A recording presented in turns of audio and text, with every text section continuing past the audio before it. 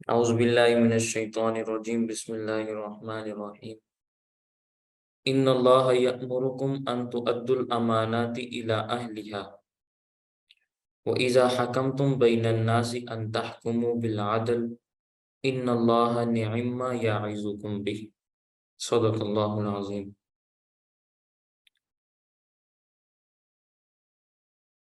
اللہ جل شانہ نے حضرت محمد الرسول اللہ صلی اللہ علیہ وسلم کی بعثت پر، آپ صلی اللہ علیہ وسلم کی تشریف آوری پر عرب میں ایک ایسا انقلاب قائم کیا کہ پھر پوری دنیا ہل کے رہ گئی۔ صحرائے عرب میں جہاں لوگ جنگل کی زندگی گزارتے تھے اور کوئی باقاعدہ نظام حکومت عرب کے پاس نہیں تھا، باقی ملکوں میں تو سلطنتیں قائم تھیں، حکومتیں بھی تھیں، مصر میں، شام میں، یمن میں، ہر جگہ کوئی نہ کوئی نظام حکومت تھا۔ ایران میں بھی صدیوں سے حکومتیں چلتی چلی آ رہی تھیں، لیکن عرب کے پاس حکومت نہیں تھی، صحرا تھا، لوگ جنگل جیسی زندگی بسر کرتے تھے۔ تو اللہ تعالیٰ نے چاہا اور پھر فاران کی چوٹیوں سے نبی کریم صلی اللہ علیہ وسلم کی رسالت کا آفتاب طلوع ہوا، اور نبی کریم صلی اللہ علیہ وسلم کی تشریف آوری سے اور آپ کی بعثت سے، چونکہ پوری دنیا نے روشن ہونا تھا، اس لیے اللہ تعالیٰ نے اس کے لیے زمین بھی وہ چنی جہاں پہلے کوئی بادشاہ نہیں ہوا۔ یہاں پہلا بادشاہ یہی ہے، اور پہلا بھی وہی ہے جو آخر تک ہونے کے لیے آیا۔ تو یہ بہت بڑا انقلاب تھا جو حضور اکرم صلی اللہ علیہ وسلم کے ذریعے عرب کے اندر آیا۔ کل جو میں باتیں بیان کر رہا تھا تو اس کے آخر میں نے یہ بات بیان کی تھی کہ حضور اکرم صلی اللہ علیہ وسلم عرب میں اس طرح چمکے کہ گنتی کے چند سالوں میں پورے کے پورے عرب کے اندر ایک انقلاب آ گیا۔ اب مسئلہ یہ چلتا تھا کہ اتنا بڑا انقلاب اس پیغمبر کے ذریعے آیا، جب حضور اکرم صلی اللہ علیہ وسلم کا سفر آخرت قریب تھا تو ساری دنیا سوچ رہی تھی کہ اب اس پیغمبر کا کام آگے چلانے والا کون ہوگا۔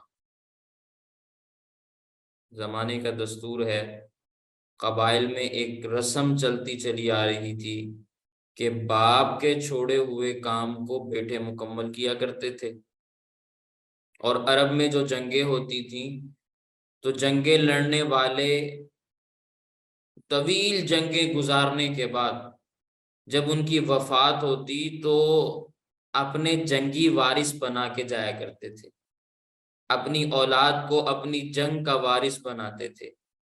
جب وہ مرتے تو ان کی اولاد وارث بنتی، پھر وہ میدان میں لڑتے اور تڑپتے، تو ایک عجیب میدان تھا۔ لیکن پیغمبر انقلاب کے انقلاب کے بعد جب آپ کا سفر آخرت قریب تھا، سوچنے والے سوچ میں ڈوبے ہوئے تھے کہ آپ صلی اللہ علیہ وسلم کے بعد اب جانشین کون ہوگا جو اس کام کو سنبھالے۔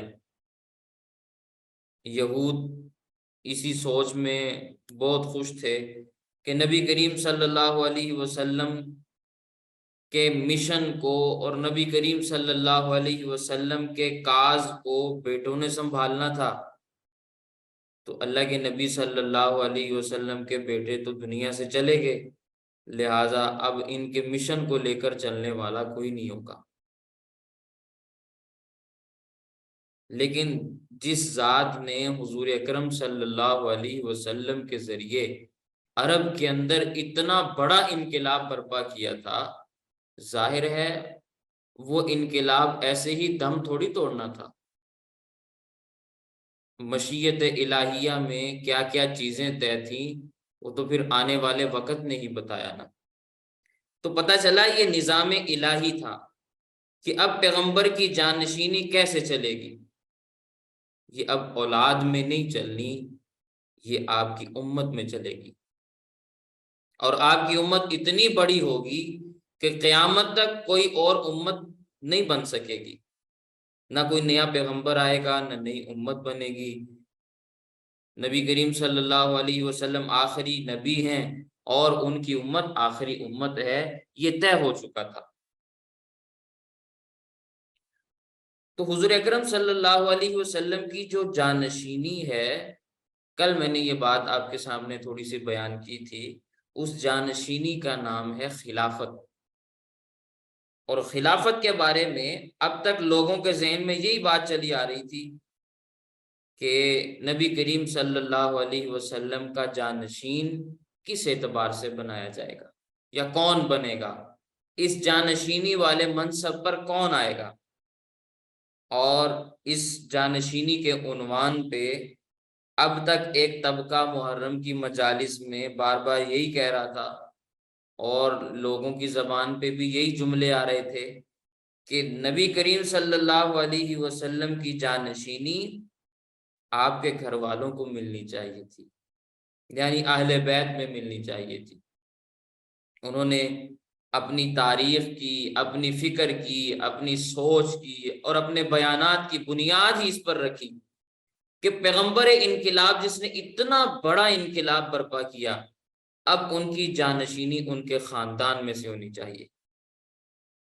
یہ ان کا خیال ہے، ان پہ میں تنقید نہیں کر رہا، میں ایک بات کی طرف آپ کی توجہ دلانا چاہتا ہوں کہ یہ بات اس وقت سے چلتی چلی آ رہی ہے کہ جانشینی ان کے اپنے گھرانے میں سے ہونی چاہیے تھی، اہل بیت میں سے ہونی چاہیے تھی۔ اب آپ حضرات ذرا سوچیں، قرآن کریم کی آیات سے پتہ چلتا ہے، قرآن کریم کی جب آیات ہم کھولتے ہیں، اس کا مطالعہ کرتے ہیں، تو ہمیں کچھ باتیں معلوم ہوتی ہیں کہ پیغمبر صلی اللہ علیہ وسلم کی جانشینی آپ کی امت سنبھالے گی۔ اس کے دلائل قرآن کریم میں کہاں کہاں پھیلے ہیں، اور حضور اکرم صلی اللہ علیہ وسلم کی جانشینی، حضور کی ذمہ داری، حضور کا کام آپ کی امت سنبھالے گی، یہ کہاں کہاں لکھا ہے، یہ تفصیل طلب بحث ہے، اس پہ میں پھر کسی موقع پہ دلائل کے ساتھ بات آپ کی خدمت میں عرض کروں گا۔ لیکن اللہ تعالیٰ کی توفیق سے کچھ نہ کچھ باتیں آج بھی آپ کے سامنے آ جائیں گی۔ تو جانشینی کے انتخاب میں دو باتیں سامنے آئی ہیں۔ ایک ہے کہ وہ شخص جس نے پوری دنیا کے اندر، خصوصاً عرب کے اندر، ایک انقلاب کو برپا کیا، انقلاب لانے والا ایسا پیغمبر کہ جس کے بعد پھر کسی پیغمبر نے نہیں آنا، جس نے دنیا کو سکھ اور چین مہیا کیا اور رحمت للعالمین پیغمبر کہلائے۔ اللہ تعالیٰ نے جن کے سر پر ختم نبوت کا تاج رکھا، لوگوں نے کہا کہ ان کا جانشین ان کے گھر میں سے ہونا چاہیے، فیملی میں سے ہونا چاہیے۔ اور پھر بعض لوگوں نے کہا کہ ان کی امت میں سے ہونا چاہیے۔ تو سوال بڑا سادہ سا ہے کہ جانشین کس کو بننا چاہیے تھا، لیکن یہ جتنا سادہ سوال ہے اتنا ہی گہرا سوال ہے کہ جانشین کن میں سے ہو، فیملی ممبرز میں سے ہو یا امت میں سے ہو۔ دنیا میں یہ چیز معلوم ہے کہ کسی شخص کو جاننے پہچاننے والے اس کے ساتھی ہوا کرتے ہیں، جو اس کے ساتھ ہوں ان سے اس کی شخصیت کا پتہ بھی چل جایا کرتا ہے۔ ہماری کارکردگی سے کون لوگ آشنا ہوتے ہیں؟ بیوی بچوں کو تو پتہ ہی نہیں ہوتا کہ گھر کا بڑا یا ہمارا باپ یا ہمارے والد کیا کرتے ہیں، کس کے ساتھ کیا معاملہ ڈیل کر رہے ہیں، کس کے ساتھ کیا معاملہ چل رہے ہیں، بچوں کو تو نہیں پتا ہوتا، والدین کو بھی نہیں پتا ہوتا۔ آپ بھی اگر بچے ہیں تو اپنے والدین سے کتنی باتیں چھپاتے ہیں، اور اگر والدین ہیں تو آپ کو معلوم ہوگا کہ اولاد آپ سے کیا کچھ چھپاتی ہے، اور اولاد سے آپ کتنے باخبر رہتے ہیں، اندازہ ہو جاتا ہے نا، اسی معاشرے میں ہم زندہ رہتے ہیں۔ تو انسان کی کارکردگی سے سب سے زیادہ آشنا کون ہوتا ہے؟ وہی ہوتا ہے نا جو آپ کے دائیں بائیں ہیں، آگے پیچھے ہیں، ہر وقت ساتھ ہیں، جن کے ساتھ اٹھنا بیٹھنا ہے، جن کے ساتھ معاملات ہیں، وہی آشنا ہوں گے نا، وہی آپ کو جانتے ہوں گے۔ تو حضور اکرم صلی اللہ علیہ وسلم نے دنیا میں جو انقلاب قائم کیا، اس میں آپ کے ساتھی کون سمجھے جائیں گے؟ جو بدر میں رہے، جو احد میں ساتھ رہے، جو احزاب میں رہے، جو خیبر میں رہے، ہر مقام پہ ساتھ چلے۔ تو سوال یہ ہے کہ حضور اکرم صلی اللہ علیہ وسلم کی جانشینی کن کو ملتی؟ ان ساتھیوں کو یا گھر والوں کو؟ جانشین کے انتخاب کے دو طریقے سامنے آئے، یا تو اپنے گھر والوں کو آپ جانشین مقرر کر دیں، یا اپنے ساتھیوں میں سے کسی ساتھی کو آپ جانشین مقرر کر دیں۔ تو نبی کریم صلی اللہ علیہ وسلم کا کام، نبی کریم صلی اللہ علیہ وسلم کا مشن اور حضور صلی اللہ علیہ وسلم والا نظام چلانے کے لیے جانشین کہاں سے لایا جائے؟ ساتھیوں میں سے ہو یا اولاد میں سے ہو؟ میں اگر آپ سے پوچھوں، آپ کی بصیرت، آپ کی سوچ، آپ کی تفقع وہ کیا کہتی ہے کہ جانشین کا انتخاب کہاں سے ہونا چاہیے تھا؟ ہمارے ہاں معاشرے میں ایک بات کہی جاتی ہے، انگریزی کا محاورہ بھی ہے کہ man is known by the society he keeps, کہ آدمی اپنے ساتھیوں سے پہچانا جاتا ہے۔ اور یہ صرف انگریزی کا محاورہ نہیں ہے، عربی میں بھی یہی ہے۔ شاعر کہتا ہے ان المرء لا تسأل وابصر قرینہ فإن القرین بالمقارع یقتدی۔ عرب لوگ کہتے ہیں ان المرء لا تسأل، کسی آدمی کے بارے میں نہ پوچھو کہ وہ کیسا ہے، بس یہ دیکھ لو اس کے ساتھی کیسے ہیں۔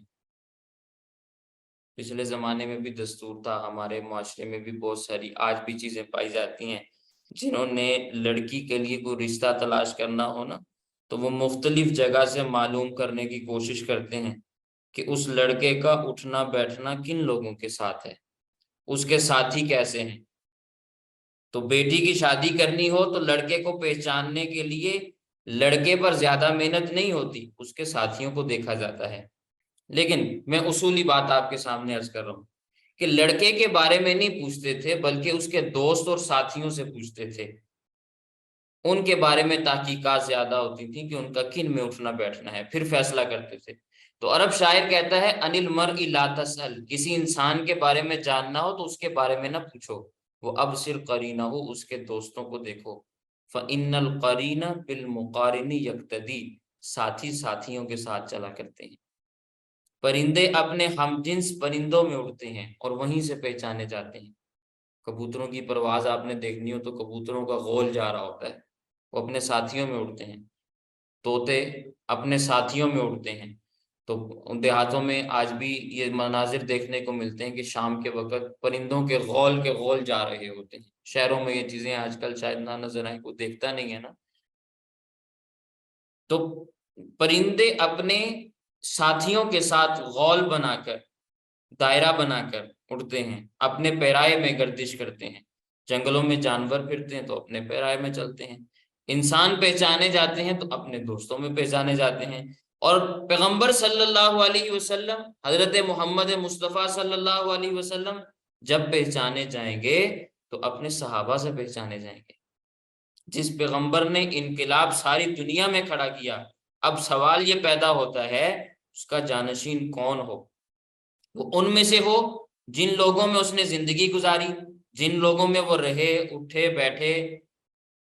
لیکن عقل سوال کرتی ہے، تاریخ پوچھتی ہے کہ ایک طبقہ یہ کہتا ہے کہ پیغمبر کا جانشین فیملی میں سے ہونا چاہیے، مگر قرآن کہتا ہے اور پھر تجربہ بھی کہتا ہے کہ حضور کے جانشین آپ کے خاندان میں سے ہوں۔ حضور اکرم صلی اللہ علیہ وسلم خاندان قریش میں سے تھے، اور حضور اکرم صلی اللہ علیہ وسلم نے یہ بھی فرمایا تھا الائمۃ من قریش، حضور اکرم صلی اللہ علیہ وسلم کی حدیث پاک ہے الائمۃ من قریش۔ تو چاہیے یہ تھا کہ آپ کے جانشین قریش میں سے ہوں، اور ایسا ہی ہوا، چاروں خلفائے راشدین قریش میں سے ہیں۔ اور وہ آپ کے ساتھیوں میں سے بھی ہیں جنہوں نے آپ کے ساتھ مل کر کام کیا، زندگی میں آپ کے ساتھ رہے، اور پھر اس کے بعد ان کو جانشینی بھی ملی۔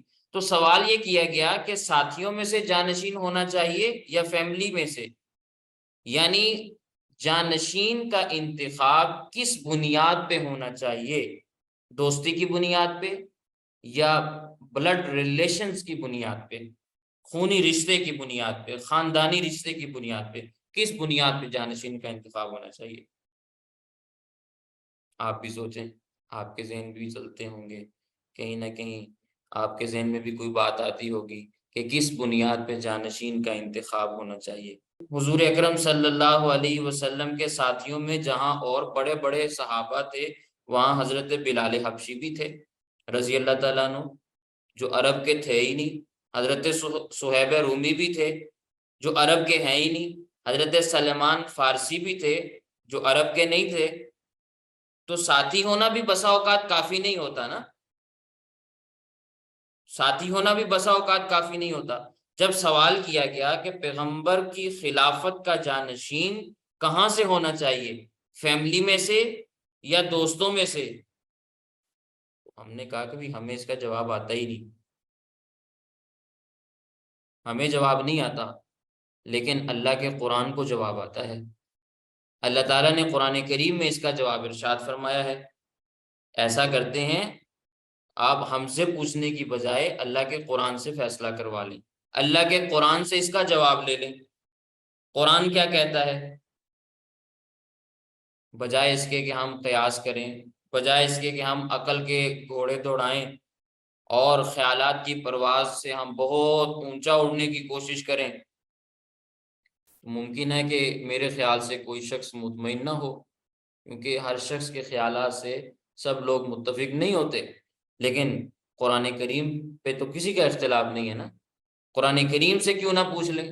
تو قرآن کریم سے سوال کیا کہ پیغمبر کا جانشین کسے ہونا چاہیے تھا، تو قرآن میں اللہ تعالیٰ نے سورۃ النساء میں یہ بات بیان فرمائی، ان اللہ یأمرکم ان تؤدوا الامانات الی اہلہا، ان اللہ یأمرکم ان تؤدوا الامانات الی اہلہا وَإِذَا حَكَمْتُمْ بَيْنَ النَّاسِ أَن تَحْكُمُوا بِالْعَدْلِ إِنَّ اللَّهَ نِعِمَّا يَعِظُكُمْ بِهِ۔ اللہ تعالیٰ فرماتے ہیں تم نہ ادھر کو دیکھو نہ ادھر کو دیکھو، تم دیکھو کہ جو اس کا اہل ہے، جو اہل ہے، جس کے اندر اہلیت موجود ہے، جس کے اندر قابلیت موجود ہے، جو پیشوا بن سکتا ہے، جو سیاسی طور پر ملک سنبھالنے کے لیے کارآمد ہے، جس کے اندر یہ صلاحیتیں موجود ہیں، جس میں سیاست کا، سیادت کا، نظام چلانے کا سلیقہ ہے، اور جو اس کا سلیقہ نہیں رکھتا، وہ خواہ کتنا ہی نیک کیوں نہ ہو، اسے پیشوا نہیں بنایا جاتا، وہ کتنا ہی تہجد پڑھنے والا کیوں نہ ہو، اسے رہنما نہیں بنایا جاتا، وہ کتنا ہی بڑا روزے دار کیوں نہ ہو، اسے رہنما اور قیادت کے لیے منتخب نہیں کیا جاتا۔ ہم ان کی عقیدت کو سلام کریں گے، ان کی بزرگی کو سلام کریں گے، لیکن اس کو اس سیاسی ذمہ داری پر نہیں لائیں گے۔ ذمہ داری پر وہ آئے گا جو اس کا اہل ہو، کیونکہ اللہ تعالیٰ نے قرآن کریم میں فرمایا ان اللہ یأمرکم ان تؤدوا الامانات الی اہلہا، امانت کو اس کے اہل کے سپرد کرتا۔ تو قرآن کا اصول یہ ہے، ان اللہ یأمرکم، اللہ تعالیٰ تمہیں حکم دیتا ہے، ان تؤدوا الامانات الی اہلہا، کہ یہ امانتیں ہیں، ان کو ان کے اہل کے سپرد کر دو، جو لوگ ان کے اہل ہیں ان کے حوالے کر دو۔ کیا انسانوں پر حکم لگانا، انسانوں کا نظام چلانا، انسانوں پر سیاست کرنا، امیر اور غریب کو اس کا حق دینا، اس کے لیے کوئی اہلیت، کوئی قابلیت، کوئی رعب و دبدبہ نہیں چاہیے؟ کیا اس کے لیے ہم یہ دیکھیں گے کہ وہ رشتہ دار ہو یا دوست احباب میں سے ہو، ساتھیوں میں سے ہو؟ نہیں، ہم نے قابلیت دیکھنی ہے، صلاحیت دیکھنی ہے۔ سمجھ میں آئی میری بات؟ ہم نے یہ دیکھنا ہے کہ اس کے اندر قیادت کرنے کا ملکہ موجود بھی ہے یا نہیں ہے۔ تو سوال وہی والا جو میں نے پہلے آپ کے سامنے بیان کیا کہ آپ بتائیں، اتنا بڑا انقلاب برپا کرنے والا پیغمبر، جو پیغمبر انقلاب کہلائے، جنہوں نے عرب کے اندر انقلاب برپا کر کے دکھایا، ان کی وفات کے بعد ان کی جانشینی کے لیے صرف بزرگی دیکھنی تھی کہ کون بڑا نیک ہے، یا صرف رشتہ داری دیکھنی تھی کہ کون رشتہ دار ہے، کس کے ساتھ بلڈ ریلیشن ہے، یا یہ دیکھنا تھا کہ کون ان کے ساتھ چلنے والا ہے؟ اللہ کا قانون کہتا ہے، قرآن کہتا ہے، اس کے لیے اہلیت دیکھیں۔ اہلیت کن میں ہے وہ آج کا میرا موضوع نہیں کہ میں یہ بتاؤں کہ کس کے اندر اہلیت موجود تھی کس میں نہیں، لیکن کسی انگریز کا جملہ سامنے آیا تھا، اس پہ نظر پڑی کہ مسلمانوں میں اگر ایک عمر اور ہوتا تو دنیا میں کہیں کفر کا نام و نشان نہ ہوتا۔ تو حضرت عمر رضی اللہ تعالیٰ عنہ کو صرف ہم ان کی بزرگی پر عقیدت کا سلام پیش نہیں کرتے، ان کی اہلیت پر دنیا ان کو سلام پیش کرتی۔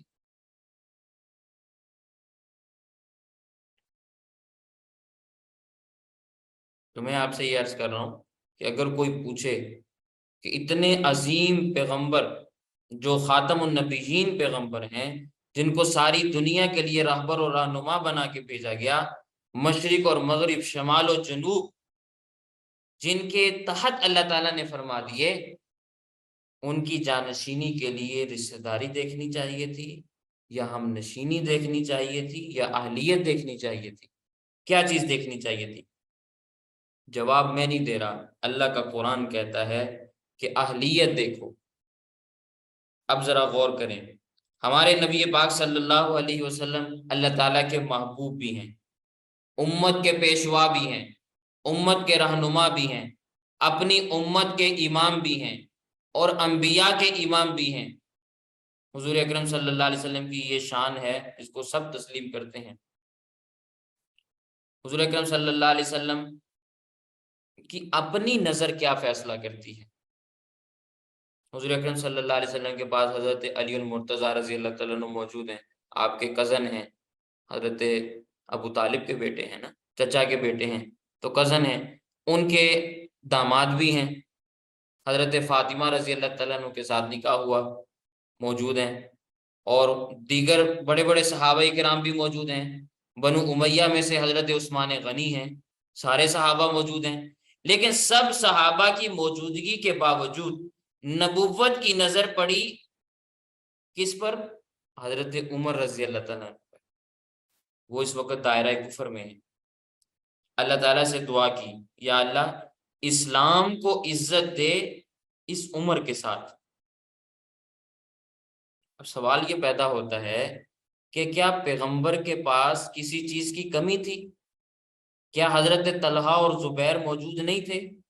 کیا حضرت سعد بن ابی وقاص موجود نہیں تھے؟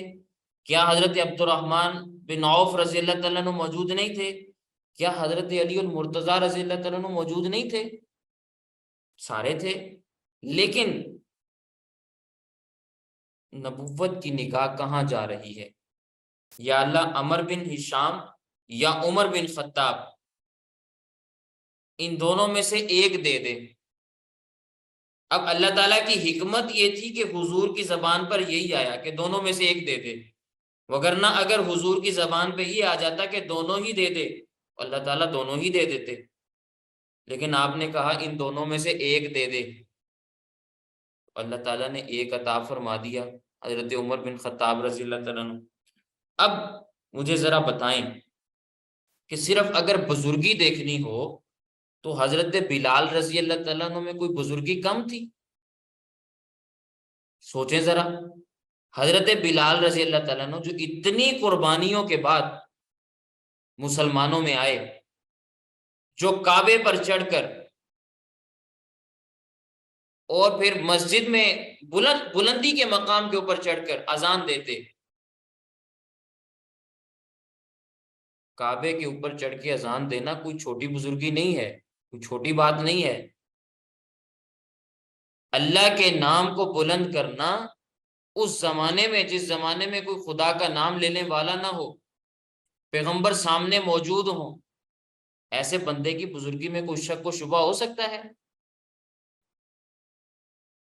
لیکن حضرت بلال رضی اللہ تعالیٰ عنہ کو چننے کی بجائے پیغمبر صلی اللہ علیہ وسلم کی نظر حضرت عمر کی طرف جا رہی ہے، اس لیے کہ حضور اکرم صلی اللہ علیہ وسلم خود بھی سیاست کو سمجھنے والے تھے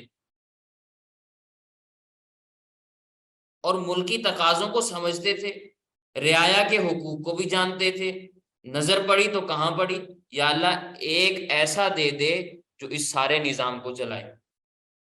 اب حضور اکرم صلی اللہ علیہ وسلم کو یقین تھا کہ ایک وقت آئے گا کہ میں نے سفر آخرت پر چلے جانا ہے، لیکن اس امت کو چلانے کے لیے اللہم اعز الاسلام، اے اللہ اسلام کو عزت دینے کے لیے عمر بن خطاب دے دے۔ تو نبوت کی نگاہ کس جانب جا رہی ہے؟ حضرت عمر رضی اللہ تعالیٰ عنہ کی جانب۔ معلوم ہوا کہ حضور کی نظر بھی یہی چاہتی تھی کہ اہل آئے، جو اس کا اہل ہے وہ آئے۔ اللہ نے قرآن میں کیا کہا؟ ان اللہ یأمرکم ان تؤدوا الامانات الی اہلہا، کہ امانتیں اہل کے سپرد کر دو۔ یہ قوم کی سیاست، قوم کی قیادت، قوم کی سیادت ایک امانت ہے، تو امانت کس کے سپرد کرنی چاہیے؟ الی اہلہا، جو اس کا اہل ہے۔ وَإِذَا حَكَمْتُمْ بَيْنَ النَّاسِ، اور جب لوگوں میں سے چناؤ کرنا پڑے، لوگوں میں سے چننا پڑے تمہیں، وَإِذَا حَكَمْتُمْ بَيْنَ النَّاسِ أَن تَحْكُمُوا بِالْعَدْلِ، پھر انصاف کرو، پھر رشتہ داریوں کو نہ دیکھو، تعلقات کو نہ دیکھو، دوست احباب کو نہ دیکھو، جو اہل ہے اس کے سپرد امانت کر دو۔ تو حضور اکرم صلی اللہ علیہ وسلم نے جب خدا سے عمر کو مانگا تو اللہ جل شانہ نے حضرت عمر کو کس طرح دیا؟ وہ واقعہ ذہن میں لائیں کہ حضرت عمر رضی اللہ تعالیٰ عنہ دل میں ارادہ کر کے نکل رہے ہیں کہ آج میں پیغمبر صلی اللہ علیہ وسلم پہ حملہ کروں گا اور ان کا کام ختم کر دوں گا، نعوذ باللہ من ذالک۔ یہ کہہ کر تلوار اٹھائی اور گھر سے باہر نکل پڑے۔ کسی نے راستے میں کہا کہ بھی کدھر جا رہے ہو؟ کہنے لگے جی فلاں کام کے لیے جا رہا ہوں۔ کہنے لگے کہ بھی اپنے گھر کی خبر لے لو، تمہاری بہن اسلام قبول کر چکی ہیں۔ تو کہنے لگے میں ذرا اپنی پہلے بہن کی خبر لے لوں۔ وہاں گئے، قرآن کی تلاوت سنی، بہن کی آواز سے قرآن کی تلاوت دل و دماغ میں اتری، اور جو عمر کسی دوسرے کا شکار کرنے کے لیے جا رہے تھے، وہ عمر خود اسلام کا شکار ہو گئے۔ جو کسی دوسرے کو اپنے حملے کا شکار کرنے کے لیے جا رہے تھے، وہ خود شکار ہو کے رہ گئے۔ اور جتنے صحابہ بھی آئے حضور کے، وہ عقیدت میں آئے، عقیدے کے ساتھ آئے، عقیدت کے ساتھ آئے، مرید بن کے آئے۔ لیکن سیدنا عمر رضی اللہ تعالیٰ عنہ آ رہے ہیں تو مرید بن کے نہیں آ رہے، مراد بن کے آ رہے ہیں۔ حضور اکرم صلی اللہ علیہ وسلم نے اللہ تعالیٰ سے مانگا۔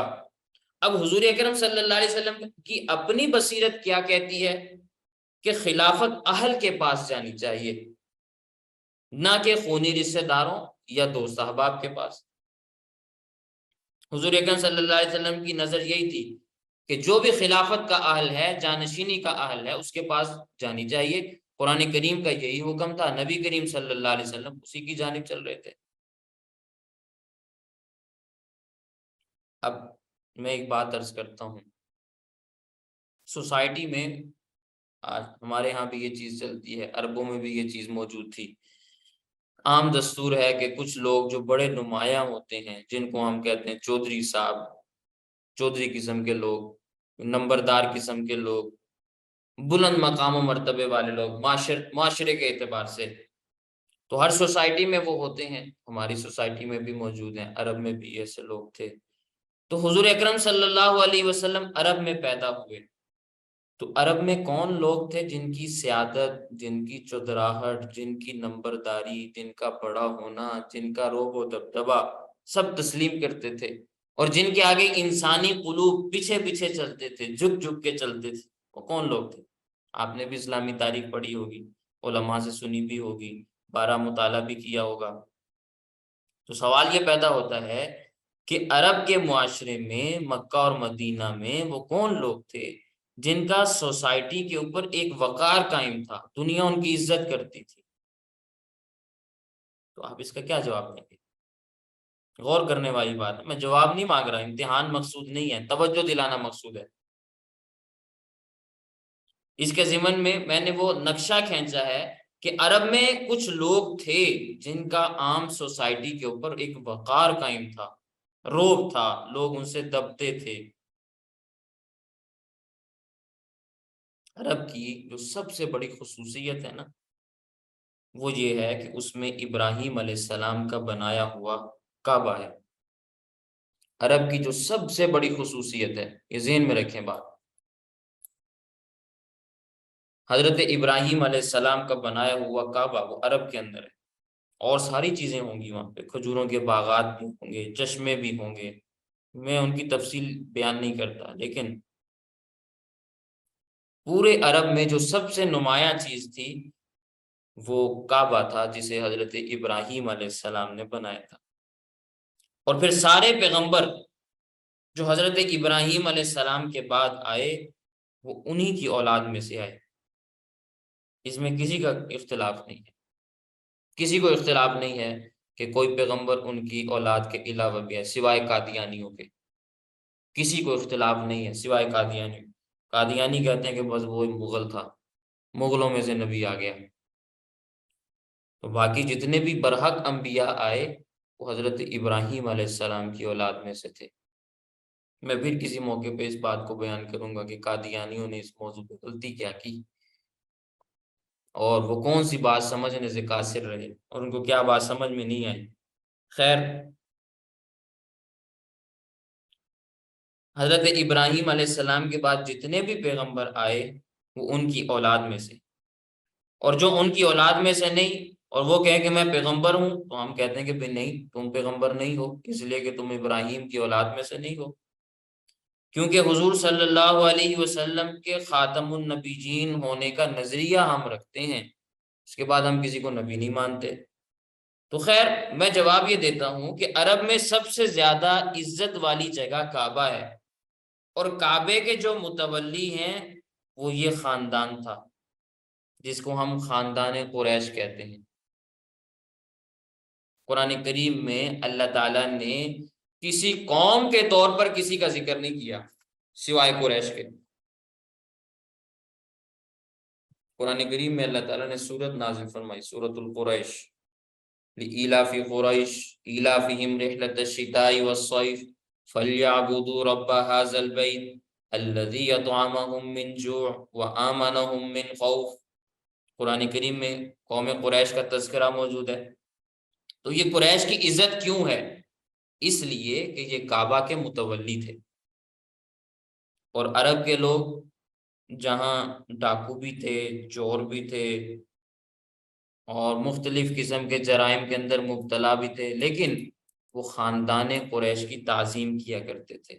تجارت کے جب قافلے چلتے، مال ادھر سے ادھر جا رہا ہوتا، کاروبار کے لیے لوگ سفر کرتے، تو جب یہ قریش جا رہے ہوتے تو تجارتی سفروں پر ڈاکوؤں کو پتا ہوتا کہ قریش کا قافلہ آ رہا ہے، اس کو ہاتھ نہیں لگانا، یہ کعبہ کے متولی ہیں۔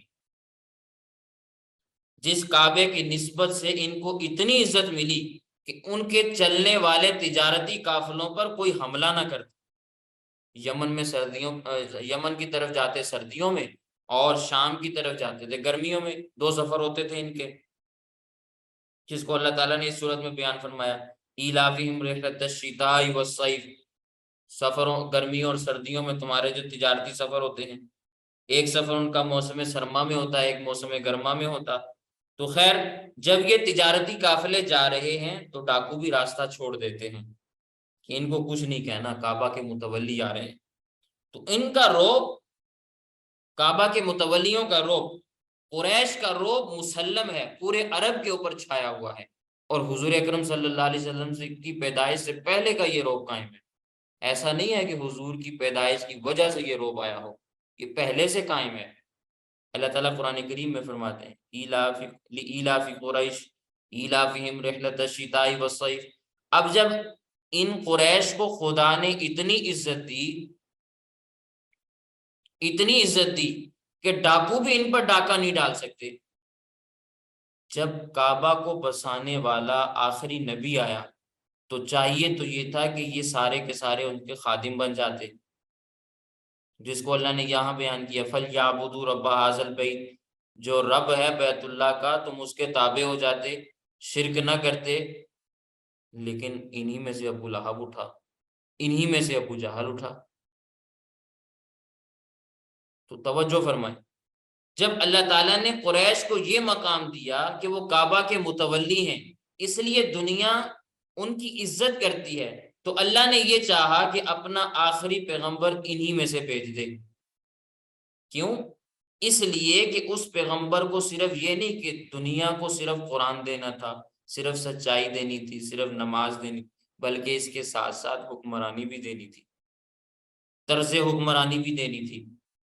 اور حکمرانی یہاں وہی کر سکیں گے جو کعبہ کے متولیوں میں سے ہوں گے، عبد المطلب یا عبد مناف کے خاندان میں سے ہوں گے۔ تو اللہ تعالیٰ نے حضور اکرم صلی اللہ علیہ وسلم پر وحی بھی اتاری، قرآن بھی اتارا، اور اللہ تعالیٰ نے فضل و کرم بھی فرمایا، حضور کو شان بھی بڑی دی۔ لیکن اس خطہ میں اللہ تعالیٰ نے ان کو اس خاندان میں سے چنا جس خاندان کا رعب و دبدبہ پورے عرب کے اوپر تھا، اور وہ خاندان خاندان قریش تھا، کعبہ کے متولی کہلاتے تھے۔ تو حضور اکرم صلی اللہ علیہ وسلم کو پتا تھا کہ ان کا ایک رعب ہے، دبدبہ ہے، تو آپ نے چاہتے ہوئے ایک مشورہ دیا اپنے صحابہ کو۔ مسند امام احمد میں یہ روایت موجود ہے، اللہ کے نبی صلی اللہ علیہ وسلم نے فرمایا الائمۃ من قریش، میرے بعد جو تم نے لیڈر چننے ہیں، جو رہنما بنانے ہیں، وہ قریش میں سے ہوں۔ قریشیوں کو اپنا رہنما بنانا، قریشیوں کو اپنا پیشوا بنانا۔ کیوں؟ ان کا رعب ہے، ان کا رعب عرب قوم مان جائے گی۔ اگر بلال حبشی کو، صہیب رومی کو، سلمان فارسی کو، وہ کتنے ہی نیک کیوں نہیں، ارے سروں کے تاج ہیں، صحابہ کرام ہیں، عزت اور احترام والے ہیں، لیکن عرب قوم قبائل پر مشتمل ہے، جن کی تعریف قبائل کی ہے، وہ نہیں مانیں گے آپ۔ تو سرداری انہی کو دینی چاہیے جو کعبہ کی نسبت سے ممتاز ہیں۔ حضور اکرم صلی اللہ علیہ وسلم کون تھے؟ جو کعبہ کی نسبت سے ممتاز ہیں، قریش میں سے ہیں نا، نبوت بھی تھی، رسالت بھی تھی، قرآن بھی تھا، حضور پر نازل بھی ہو چکا تھا، وحی خداوندی بھی تھی، لیکن کعبہ کی جو نسبت تھی وہ خطہ عرب میں نمایاں تھی کہ یہ کون ہیں؟ بنو ہاشم میں سے ہیں۔ حضور کون ہیں؟ قریشی ہیں۔ حضور کون ہیں؟ ہاشمی ہیں۔ تو نبی پاک صلی اللہ علیہ وسلم کو اللہ تعالیٰ نے کعبہ کی برکت سے عزت سے بھی نوازا، اور حضور اکرم صلی اللہ علیہ وسلم کا اپنا مزاج جو تھا وہ یہ تھا کہ جو کعبہ کی عزت ہے یہ قائم رہے گی، تا صبح قیامت اس نے قائم رہنا ہے۔ تو آپ نے سفر آخرت پر جاتے ہوئے فرمایا الائمۃ من قریش، کہ اپنے لیڈر قریشیوں میں سے بنانا، سارا عرب مان لے گا۔ کسی اور کو بنایا تو شاید آدھے لوگ مانے اور آدھے نہ مانے، اختلاف ہو جائے، لیکن عرب کی جو فطرت ہے حضور اکرم صلی اللہ علیہ وسلم اس سے واقف تھے، اسے جانتے تھے، قبائل کے مزاج کو حضور پہچانتے تھے۔ تو آپ صلی اللہ علیہ وسلم نے فرمایا ان میں سے چننا، ان میں سے چننا۔ تو اتنی بات یاد رکھیں کہ امام قریشی ہو، یہ اللہ کے نبی صلی اللہ علیہ وسلم نے فرمایا۔ اب حضرت سیدنا صدیق اکبر رضی اللہ تعالیٰ عنہ قریش میں سے ہیں، حضرت عمر رضی اللہ تعالیٰ عنہ قریش میں سے ہیں، حضرت عثمان رضی اللہ تعالیٰ عنہ قریش میں سے ہیں، حضرت علی رضی اللہ تعالیٰ عنہ قریش میں سے ہیں۔ چاروں پہلے خلفاء جن کو ہم خلفاء راشدین کہتے ہیں وہ سارے قریش میں سے ہیں، اور حضور اکرم صلی اللہ علیہ وسلم چونکہ پہلے کہہ کے گئے تھے الائمۃ من قریش، امام قریشیوں میں سے بنانا، خلیفہ قریشیوں میں سے بنانا، کیونکہ ان کا رعب و دبدبہ ہے۔ اب حضور جاتے ہوئے کہہ کے گئے ہیں الائمۃ من قریش، کہ اپنے ائمہ، اپنے امام، اپنے رہنما، اپنے خلفاء قریشیوں میں سے بنا۔ اب یہاں تک جو میں نے بات آپ کے سامنے عرض کی، آپ ذرا اس کو ذہن میں رکھتے ہوئے ایک طرف رکھیں اور اگلی بات سمجھیں جو میں آپ کے سامنے عرض کرنے لگوں۔ حضور اکرم صلی اللہ علیہ وسلم کے جو نام ہیں وہ آپ نے پڑھے ہیں، حضور اکرم صلی اللہ علیہ وسلم کے بہت پیارے پیارے نام ہیں، عام طور پر قرآن کریم کے آخر کے اندر 99 نام لکھے ہوتے ہیں۔ تو اللہ کے نبی صلی اللہ علیہ وسلم کے ناموں میں ایک نام ہے مہاجر، مہاجرن۔ آپ مکہ سے مدینہ ہجرت کر کے آئے تھے، تو اس لحاظ سے آپ مہاجر بنے، اس میں کوئی بے ادبی والی بات نہیں ہے۔ اللہ کے نبی صلی اللہ علیہ وسلم کا نام ہے، مدینہ کے رہنے والے آپ نہیں تھے، آپ تو مکہ سے آئے تھے نا، تو مکہ سے مدینہ آئے، مہاجر کہلائے، تو ان مہاجرین کو قبول کنہوں نے کیا؟ سوال یہ پیدا ہوتا ہے، ان مہاجرین کو اپنے ہاں کنہوں نے قبول کیا؟ انصار نے، جو مدینہ کے رہنے والے تھے وہ انصار کہلاتے تھے، انہوں نے مہاجرین کو قبول کیا، ان کو عزت سے نوازا، اور ایسی عزت اور ایسی مہمان نوازی اور ایسا اکرام ان لوگوں کا کیا کہ انصار کی پوری تاریخ بتاتی ہے کہ دنیا کے تمام ممالک کو آپ دیکھیں، اقوام کی تاریخ کو دیکھیں، ایسا انقلاب آپ کو کہیں نظر نہیں آئے گا۔ اب تک کسی قوم نے باہر سے آنے والی قوم کو وہ عزت نہیں دی جو انصار مدینہ نے حضور کو دی یا حضور کے ساتھیوں کو دی۔ اس لیے انصار کی شان بہت بے مثال ہے۔ اب آپ ذرا اس بات کو سمجھیں کہ انصار نے جو عزت حضور کو دی وہ بہت بڑی عزت تھی، لیکن حضور اکرم صلی اللہ علیہ وسلم کی جب وفات ہوئی تو ان کے ذہن میں یہ خیال آیا، یہ پیغمبر تو انتخاب خدا تھے، اب ہم نے بنانا ہے جانشین مصطفیٰ، حضور کا جانشین کون ہو؟ تو یہ ایک انسانی انتخاب ہے، حضور تو انتخاب خدا تھے نا، لیکن ان کا جانشین جو ہم نے بنانا ہے وہ ہمارا انتخاب ہے، ہم انسان ہیں، انسانی انتخاب ہوا۔ تو ایک ان کے ذہن میں سوچ آئی، ان کے ذہن میں ایک سوچ آئی کہ کیوں نہ ہم اٹھیں، مہاجر حضور اکرم صلی اللہ علیہ وسلم تھے، خدا کا انتخاب ہے، ہم نے انہیں قبول بھی کیا، ہم نے انہیں مانا، ان کی تصدیق کی، لیکن جب آپ صلی اللہ علیہ وسلم سفر آخرت پر جا چکے ہیں تو اب یہ ایک تکوینی سی بات تھی کہ ان کے دل کے اندر خیال آیا کہ نبی تو مہاجرین میں سے تھے اور جانشین اور خلیفہ انصار میں سے ہونا چاہیے،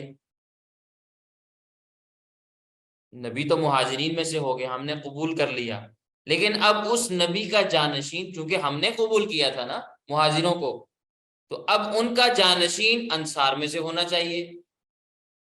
تو اب اگلا سوال یہ پیدا ہوتا ہے کہ انصار میں بڑا آدمی کون تھا؟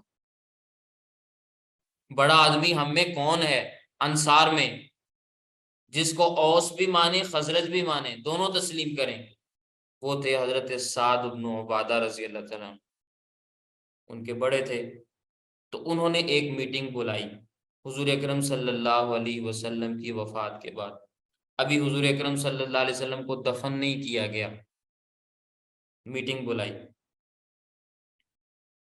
کسی ملک کا بادشاہ جب سفر آخرت پر چلا جاتا ہے نا تو ایک قیامت برپا ہوتی ہے، کوہرام مچتا ہے، سارے لوگ کہتے ہیں کہ اب کیا ہوگا، اب کیا ہوگا۔ تو اصول یہ ہے کہ پہلے بادشاہ کو دفن تب کیا جاتا تھا جب تاج کسی اور کے سر پر رکھ دیا جائے۔ آج کے بادشاہی نظام میں بھی یہ چیزیں رائج ہیں کسی نہ کسی حد تک، مجھے اس کا اندازہ تب ہوا جب یہ سلطنت عمان کے سلطان قابوس کا انتقال ہوا، یہ ابھی چند سال پہلے کی بات ہے، وہاں یہ معاملہ پیش آیا کیونکہ وہاں بادشاہت ہے خالصتاً بادشاہ اور عرب کی بادشاہت، اس اعتبار سے میں نے اس کا مشاہدہ بھی کیا۔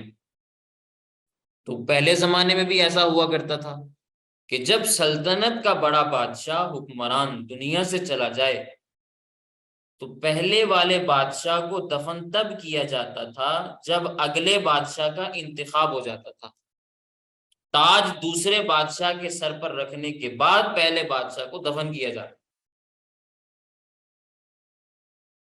اور یہ بادشاہی نظام میں ایک اصول تھا کہ یہ جو بادشاہوں کا تاج ہے مرنے کے بعد سر سے اتار لیا جاتا تھا، اور اتار کے رکھا کہاں جاتا تھا؟ سر کے دائیں جانب سرانے پہ رکھ دیا جاتا تھا، تاج ہوتا ہے نا، تو تاج کو سرانے پہ رکھ دیا، جب تک وہ تاج کسی زندہ انسان کے سر پہ نہ آ جائے پہلے اس بادشاہ کو دفن نہیں کیا جاتا۔ یہ کوئی بری بات نہیں، سلطنتوں کے اصول ہیں، کیونکہ لوگوں کے ذہن میں یہ بات تھی کہ سلطنت کبھی بے تاج نہیں ہونی چاہیے، بغیر بادشاہ کے نہیں رہنی چاہیے۔ بادشاہ تو آتے رہیں گے جاتے رہیں گے، کارواں چلتا رہتا ہے، کبھی کوئی آتا ہے کبھی کوئی جاتا ہے، حکومت کرنے والے آتے ہیں چلے جاتے ہیں، لیکن سلطنت کو بغیر بادشاہ کے نہیں ہونا چاہیے۔ لیکن حضور اکرم صلی اللہ علیہ وسلم کہاں ہیں؟ مسجد نبوی میں، کیونکہ امہات المومنین کے حجرے مسجد کے ساتھ تھے۔ حضور اکرم صلی اللہ علیہ وسلم کا بدن مبارک نہیں تھا۔ سب صحابہ مہاجرین ہو یا انصار ہو، ان کے دل غمگین ہیں کہ ہمارے استاذ کہاں گے، ہمارے حضور کہاں گے، ہمارے بادشاہ کہاں گے۔ اب ایک کوہرام مچا ہوا ہے، زمانے کے رواج کے مطابق یا قبائل کے مزاج کے مطابق کن کا آدمی گیا؟ مہاجرین کہ مہاجرین کے جتنے لوگ مکہ سے آئے تھے، حضور بھی چونکہ مکہ سے آئے تھے، اب وہ سارے کے سارے لوگ مسجد نبوی میں ہیں، وہاں مہاجرین بھی ہیں، انصار بھی ہیں، حضور اکرم صلی اللہ علیہ وسلم کا جسد اطہر وہاں موجود ہے، اور ازواج مطہرات بھی موجود ہیں، گھر والے بھی بیٹھے ہیں، اہل بیت والے بھی ہیں، صحابہ کرام بھی ہیں، سب غمگین بیٹھے ہیں۔ لیکن یہ سارے کے سارے کون ہیں؟ مہاجرین۔ حضرت عائشہ ہیں، وہ بھی مہاجر ہیں، حضرت فاطمہ ہیں، وہ بھی مہاجر ہیں، حضرت ابوبکر و عمر ہیں، وہ بھی مہاجر ہیں، حضرت عثمان و علی ہیں، وہ بھی مہاجر ہیں۔ تو سارے مہاجرین مسجد نبوی میں بیٹھے ہوئے، حجرے کے ارد گرد بیٹھے ہوئے ہیں، سب کے دل غمگین۔ لیکن سوال یہ پیدا ہوتا ہے، لیکن انہوں نے کوئی رونے کا پروگرام نہیں بنایا۔ آج رونے کے پروگرام بنتے ہیں نا، انہوں نے کوئی رونے کا پروگرام نہیں بنایا کہ حاضرین کرام ہم کل اتنے بجے روئیں گے، رونے کی مجلس قائم کریں گے۔ سے بات سمجھ میں آتی ہے، کسی وفات پر رونے کا رواج صحابہ کرام میں نہیں تھا، عرب میں نہیں تھا۔ اجتماعی طور پر رونا اسلام میں کہیں نہیں ہے۔ پیغمبر کی وفات ہوئی ہے نا، اس پیغمبر کے جانشین صحابہ کرام، دوست یار رشتہ دار تعلق والے برادری والے سارے وہاں موجود ہیں، کسی نے رونے کی مجلس قائم نہیں کی۔ اسلام کے اخلاقی نظام میں یہ بات ہے کہ جب کسی پر ایسا وقت آ جائے تو صابرین بنے، ماتمی مجلسیں قائم نہ کریں، ماتم کی مجلسیں قائم نہ کریں۔ صحابہ کرام مسجد میں ہیں، انہوں نے مسجد میں کوئی واویلا نہیں کیا، کوئی آہوزاری نہیں کی، کوئی چھاتیاں نہیں کوٹی، کوئی نیزے سے اپنے آپ کو چھلنی نہیں کیا، کوئی چھریاں نہیں چلائیں، جس طرح کہ آج ہمارے معاشرے میں لوگ پیٹتے ہیں۔ نبی کی وفات ہو رہی، نبی کی وفات ہو رہی ہے، اور جو انصار ہیں مدینہ کے رہنے والے، وہ پورے مدینہ میں پھیلے ہوئے، مہاجرین مسجد نبی میں جمع ہیں اور انصار سارے کے سارے وہ مدینہ میں پھیلے ہوئے۔ لیکن انصار کے لیے حضرت سعد بن عبادہ رضی اللہ عنہ کی حویلی تھی، بہت بڑی تھی، جس کو کہا جاتا ہے سقیفہ بنی سعدہ، وہاں سارے انصار جمع ہیں۔ اور وہاں پہ مسئلہ کیا پیش آیا کہ ہم حضور اکرم صلی اللہ علیہ وسلم کا جانشین چنیں گے۔ تو انہوں نے حضور اکرم صلی اللہ علیہ وسلم کا جانشین چننا تھا، تو اب سوال پیدا ہوا نا، کس کو جانشین چننا ہے؟ جمع تو ہم ہو گئے ہیں، لیکن جانشین چننا کس کو ہے؟ سردار تو حضرت سعد بن عبادہ تھے، سارے کے سارے انصار کے سردار وہ تھے،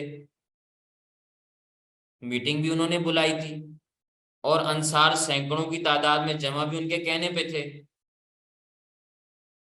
اور اس مجلس کے درمیان میں، کیونکہ وہ بھی صحابی ہیں، غم ان پہ بھی طاری تھا، مجلس کے درمیان میں وہ غمگین کی صورت میں چادر ڈالے ہوئے بیٹھے، اور انصار کہہ رہے ہیں کہ مہاجروں کو ہم نے قبول کیا، پیغمبر مہاجر تھے، ہم نے مان لیا، ہم نے قبول کر لیا، اللہ تعالیٰ کا انتخاب ہم نے قبول کیا، اسلام ہم نے قبول کیا، اب امیر ہم نے چننا ہے تو ہم نے انصار میں سے امیر بنانا ہے۔ اب پھر حقیقت واضح ہوتی ہے غدیر خم کی، جس کی میں نے تھوڑی سی وضاحت آپ کے سامنے 18 ذی الحجہ کو پیش کی تھی،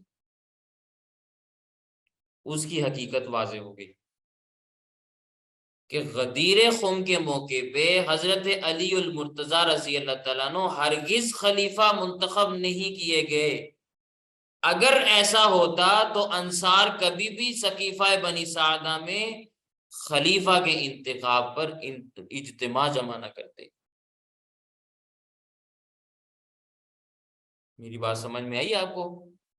اگر غدیر خم کے موقع پہ اللہ کے نبی صلی اللہ علیہ وسلم خلافت علی کا اعلان کر چکے ہوتے، کسی کو کیا ضرورت پڑی تھی کہ اب ہم خلیفہ کا انتخاب کریں گے؟ جب خلیفہ کا انتخاب ہو چکا اور اللہ کے نبی صلی اللہ علیہ وسلم کی بات کو ہر صحابی تسلیم کرتا تھا اور تسلیم کر چکا، تو کیسے ممکن تھا کہ سارے لوگ جمع ہو جاتے اپنے امیر کا انتخاب کرنے کے لیے، جبکہ ان کا امیر تو منتخب ہو چکا تھا؟ اس کا مطلب یہ ہے کہ غدیر خم کے موقع پہ کوئی ایسا واقعہ پیش نہیں آیا، اللہ کے نبی صلی اللہ علیہ وسلم نے کسی کی خلافت کا اعلان نہیں کیا، ورنہ سقیفہ بنی سعدہ میں اجتماع ہوتا؟ ہرگز نہ ہوتا۔ خیر، اب میں سوال آپ سے پوچھتا ہوں کہ خلافت کے امیدوار کتنے لوگ ہوئے؟ حضور اکرم صلی اللہ علیہ وسلم نے اپنی نظر پسند تو ڈالی حضرت ابو بکر رضی اللہ تعالیٰ عنہ پہ کہ ان کو مصلی امامت پہ کھڑا کر دیا، تو پتہ چلا کہ حضور کی نظر انتخاب ان پر ہے، لیکن انصار کی نظر انتخاب کس پر پڑی؟ حضرت سعد بن عبادہ رضی اللہ تعالیٰ عنہ پہ۔ اب مقابلہ ان دونوں میں ہو سکتا تھا کہ بھئی ان میں سے ہو یا ان میں سے ہو، وہ بنے یا یہ بنے۔ میں ان ساتھیوں سے پوچھتا ہوں جو کہتے ہیں کہ حضور کے بعد ان کا جانشین ابو بکر ہے یا علی ہے۔ لوگ سوال کرتے ہیں نا کہ جانشین علی تھے۔ میں وہ لمبی قصے کہانیاں نہیں چھیڑتا، لیکن باتیں بہت ساری بیان کی جاتی ہیں کہ خلافت حق علی کا تھا اور ابو بکر نے چھین لیا، نعوذ باللہ من ذالک، بہت ساری باتیں بیان کی جاتی ہیں۔ میں تو آپ کے سامنے یہ بات بیان کرنا چاہتا ہوں کہ خلافت کے امیدوار بنتے کتنے لوگ ہیں؟ حضور کی نظر انتخاب سیدنا صدیق اکبر رضی اللہ تعالیٰ عنہ پہ، انصار نے چن لیا حضرت سعد بن عبادہ کو، تو خلافت کے امیدوار کتنے لوگ بنے؟ دو لوگ بنے، ایک سیدنا صدیق اکبر رضی اللہ تعالیٰ عنہ اور دوسرے حضرت سعد بن عبادہ رضی اللہ تعالیٰ عنہ۔ اگر حضرت علی میدان میں نکلے ہوتے خلافت کی امیدواری کے لیے یا خلافت حاصل کرنے کے لیے، تو وہ میدان میں آ کے ایک ہی جملہ کہنا تھا انہوں نے کہ بھئی 18 ذی الحجہ کو حضور نے میرے لیے اعلان کر دیا تھا، تم کون ہوتے ہو اب خلیفہ کا انتخاب کرنے والے؟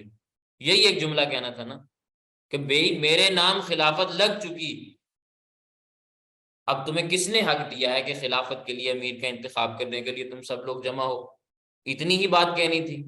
لیکن کوئی بھی شخص تاریخ کی کسی کتاب میں، سیرت کی کسی کتاب میں، یا حضرت علی المرتضیٰ رضی اللہ تعالیٰ عنہ کے عنوان پر کسی بھی انداز میں یہ جملہ ثابت نہیں کر سکتا کہ حضرت علی المرتضیٰ رضی اللہ تعالیٰ عنہ اس موقع پر میدان میں آ کر ایک لفظ بھی کہا ہو۔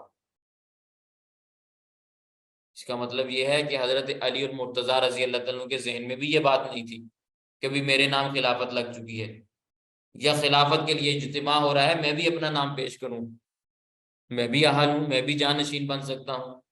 ان کے ذہن میں ایسی کوئی بات نہیں تھی۔ نتیجہ یہ نکلا، میں اس پر پھر کل کی مجلس میں بات درج کروں گا کیونکہ وقت مکمل ہو گیا۔ آج کی مجلس کا نتیجہ اور اختتام میں عرض کرتا ہوں، اگر حضرت علی المرتضیٰ رضی اللہ تعالیٰ عنہ خلافت کے مدعی ہوتے یا ان کا کسی بھی معاملے میں خلافت کے عنوان پر اصرار ہوتا، یا وہ خلافت حاصل کرنے کے لیے محنت اور مشقت کرتے، تو خلافت ان کو مل جاتی یا نہ ملتی؟ کوئی شخص ان کے بارے میں ایک جملہ بھی ثابت نہیں کر سکتا کہ انصار نے حضرت علی رضی اللہ تعالیٰ عنہ کا نام لیا ہو، مہاجرین میں سے کسی نے حضرت علی کا نام لیا ہو، یا حضرت علی رضی اللہ عنہ نے خود میدان میں نکل کے یہ کہا ہو کہ میرے نام خلافت لگ چکی ہے، اللہ کے نبی صلی اللہ علیہ وسلم اپنی زندگی میں فیصلہ فرما چکے ہیں، غدیر خم میں مجھے ولایت مل چکی ہے، اب تم کون ہوتے ہو ولی کے انتخاب کرنے کے لیے؟ اب تم کون ہوتے ہو جانشین کے انتخاب کرنے کے لیے جمع ہونے والے؟ اللہ کے نبی صلی اللہ علیہ وسلم تو فیصلہ فرما دیا تھا۔ مطلب یہ نکلا کہ کوئی فیصلہ نہیں ہوا تھا، اسی لیے تو آج سب لوگ جمع ہیں۔ آج جو میں نے گفتگو آپ کے سامنے عرض کی، اس میں 2 باتیں عرض کی ہیں، امید ہے کہ یہ دونوں باتیں آپ کی سمجھ میں آئی ہوں گی۔ لیکن یہ میری گفتگو جو دوسرے عنوان سے میں نے شروع کی، ابھی نامکمل ہے، انشاءاللہ کل کی مجلس میں مکمل کرنے کی کوشش کروں گا، اور بہت ساری باتیں آپ کے سامنے مزید آئیں گی۔